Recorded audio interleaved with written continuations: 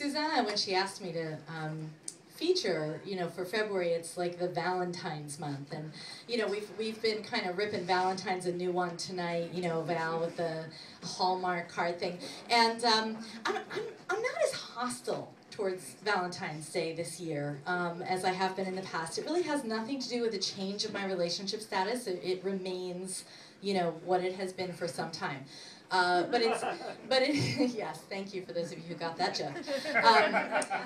But the change for me has been that, I'm just not uptight about it anymore. So it gave me a lot of freedom to start to ask the question about, where did this holiday come from? I don't want to really react to it in its current form. I'm more interested in, where it came from. And so I started to do a little research, and research is always interesting. We kind of look back like a few thousand years through squinted eyes and go like, what the hell was going on, back then? And a couple of interesting things came up. One is that, before all of the Christian holidays came along, they sort of rode on the backs of pagan holidays, right? So from February 13th to 15th was something called the Feast of Lupercalia. I don't know if I'm saying that right. Has anybody, Lupercalia, thank you. Has anybody heard? Apparently the person who corrected me has heard of this. Okay. It's not meant to be pedantic in the least. No, it's totally fine. I'm good with that. So there's some interesting things about what used to happen at this particular pagan feast. Namely that men would get drunk and strip naked and run through the streets. Oh wait, before they would get drunk and strip naked, they would kill goats, and they would roast the goats, eat the goats, and then okay, I'm gonna actually keep going without the back and forth right now. Okay, thanks. So, just like so I can get through my thing.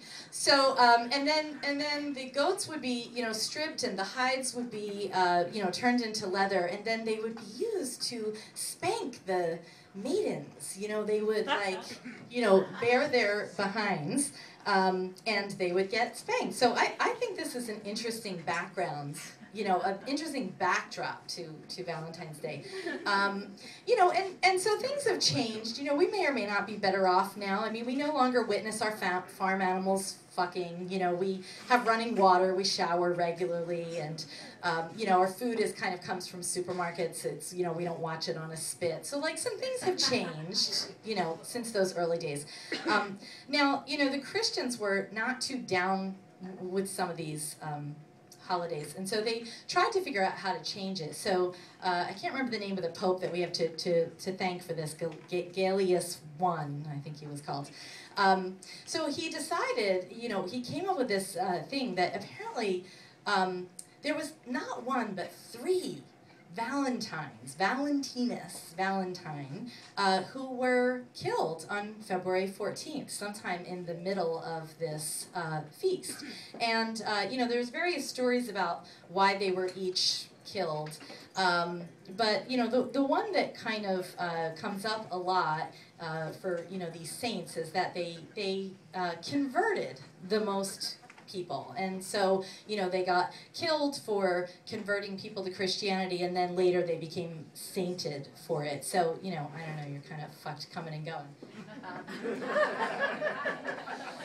So I thought it would be fascinating to inhabit one of the 3 Valentinus characters who later became a saint, but people don't become saints until way, way, way down the road. It's not like they die knowing they're a saint. They die thinking they're like you and me.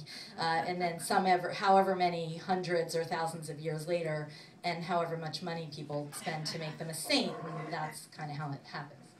So, imagine that our soon-to-be Saint Valentine is actually in his last night. He knows he's going to be martyred the next day, and the feast has begun, and this is his story. And it's called, yes, Frank is entitled to take pictures, and that person back there is entitled to film, and neither one of them are going to capture anybody but me. I can. Okay. So this is called the Erotic Education of St. Valentine.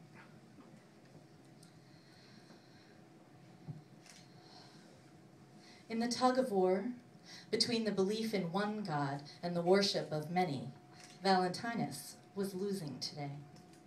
Detained in his dank cell, destined for death in the morning, he listened to the raucous revelry outside. The snapping of leather strips over bare bottoms met with either the delight or the disdain of the feminine flesh it encountered. The drunken slobbering of men, which he found so lewd and distasteful, the chaos of festivals and feasts, upending his desire for order, for knowing what would come next and who was in charge.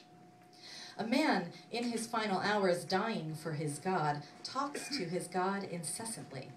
Valentinus was no exception to this rule. Though he didn't beg for his life, he didn't weep or bargain or despair, he merely asked for a sign. Something that would put his life and perhaps his death into perspective. Something that would let him know whether or not his cause was worthy, whether or not he would be remembered.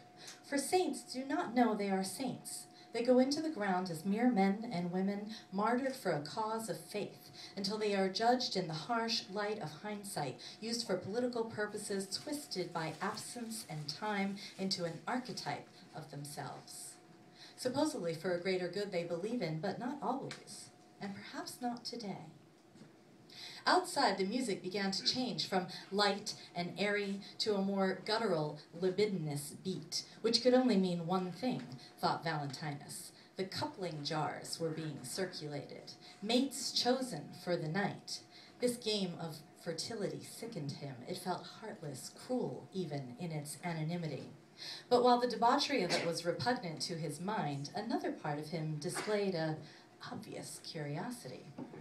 He was accustomed to this schism between his mind and his loins. He had a grudging respect for his humanity. Despite his discomfort with his own hardness, the longing felt familiar, and tonight he greeted it like an old friend. Slipping a hand beneath his robes, he tilted his head back and allowed the revelry outside to penetrate him. Knowing he would be with his God shortly, he allowed himself to indulge his humanity on this, his final night. But after just a few strokes, he hears his jailer approach. Expecting a last meal, he pulls his hand out, assumes his priestly countenance as not one but two voices approach and finally appear.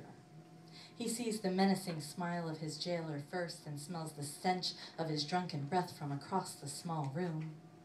Then she appears, looking round in some places and hungry in others. He knows that look she gives him, not desire, not fear, the two looks most often worn by women on this day. No, this was a look of desperation, a look he thought he might be mirroring back to her.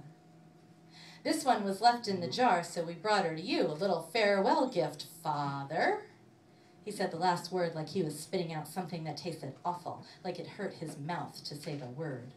With a shove, she was kneeling at his feet, and the jailer was gone, the sound of his laughter echoing behind him. Her hair was long, dark curls fell about her face and shoulders as she raised her head up slowly. He noticed her breath was shallow, her dress crooked across her bosom, a few buttons already undone. They tell me you'll die tomorrow for your God. Is this true? He nods, but says nothing. He thinks to help her up, except that she doesn't look uncomfortable. Instead, she takes a small step towards him on her hands and knees, slowly, as if she expects him to scare easily. Well, then perhaps you won't begrudge me this gift. I am almost past my time and have lost both of the children I've borne. She sits back on her heels, holds his gaze with hers, holds his breath as if she could breathe for him. If you are dying for your God, then maybe he is pleased enough to let you be a man on your last night. There is no temptation here, not as he usually feels it, and so there is no resistance. She waits for a moment as if for an answer. He shifts ever so slightly, widening the gap in his robe where his own hand was just a moment ago. She does not pray for signs, so they are not as hard for her to see. As she crawls the rest of the way towards him, he wonders whether to pray for forgiveness before or after. But he doesn't ask for permission. He doesn't attempt one final conversion. He feels no shame or remorse. In fact, his mind goes quiet. As he does what he has denied himself for years, inhabits his body one last time. She parts his robes gently, placing a firm hand first on his foot, then slowly climbing his legs, resting her head on his thigh for a moment, allowing him to thread his fingers through her hair. Without touching him or even looking, she could feel him rise. Muscles along his legs began to tense and release, her own sex pulsing open in response. While he could still hear the chaos of the festival outside, in his small cell there was order and purpose. There was the simple exchange of breath from one to the other, of sighs that played a game of call and response as layers of clothing were ceremoniously, solemnly removed. As he freed her breasts, as he surrendered to them, first one and then the other, he was overwhelmed with her beauty. A beauty that was not obvious when she first arrived. A beauty that was neither enticing nor tempting, but was as plain and evident as the hard nipples he now suckled. As she bent to his cock, she admired him in a way he had never, ever felt. And with a catch in his throat, he realized it was the same way he prayed to his God. That this woman, whose name he hadn't asked, whose life he didn't know, was making him her God, her savior. She gave herself to him completely, and she asked nothing of him but his complete surrender. So when she bent her lips to his sex and took him in, he became her communion. She was hungry, and he let her consume him, until his hunger rose and she offered him her sex. Now slick, juices running along the curved petals of the outside lips, he offered his tongue to her and she moaned.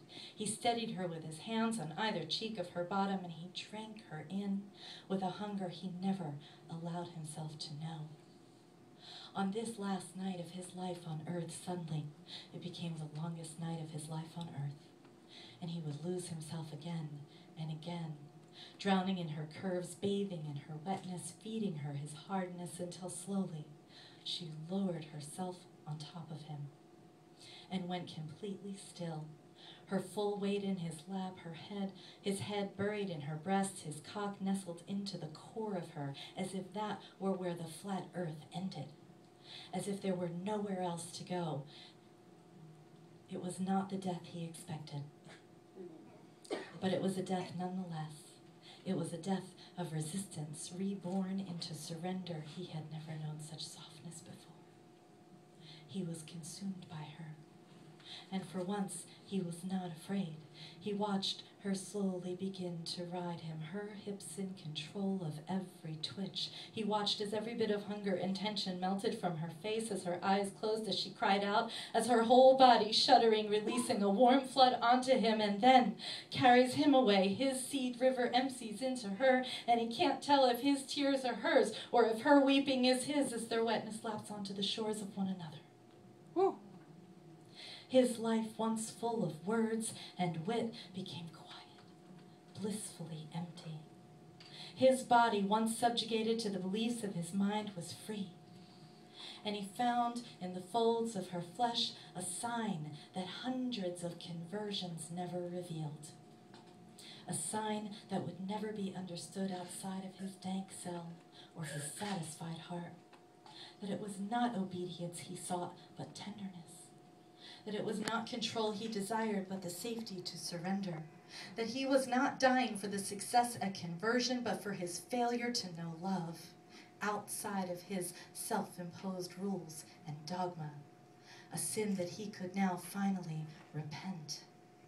And between his belief in one God and his worship of one woman, Valentine experienced his own conversion.